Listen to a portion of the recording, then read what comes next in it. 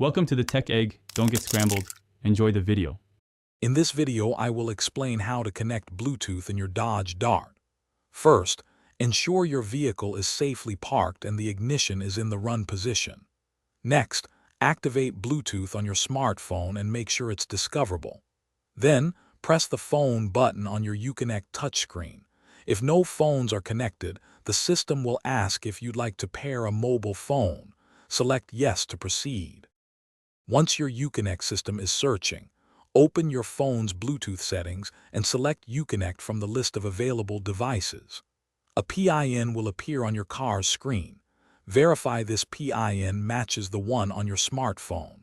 Accept the connection request on both devices. Your Dodge Dart's Uconnect system will then confirm the pairing and may automatically transfer your phone book and recent calls.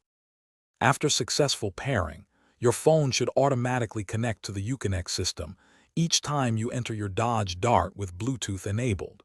You can now use the Uconnect touchscreen or steering wheel controls for hands-free calls and to stream audio. To play music, you might need to press the disc aux button twice until BT appears on the screen.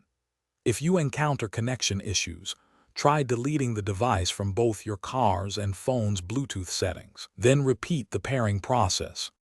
Keep in mind that software updates on either your phone or the Uconnect system can sometimes interfere with Bluetooth connections. For minor glitches, a soft reset of your Uconnect system by holding the volume and tuner knobs for 10 to 20 seconds often helps. And hey, if you're looking for ways to make meal prep easier, check out the link in the description for some fantastic leak-proof containers and other great deals. For more persistent issues, a master reset through the settings menu or disconnecting the car battery for about 15 minutes can resolve problems. Thanks for watching. Consider subscribing if I helped unscramble your problems.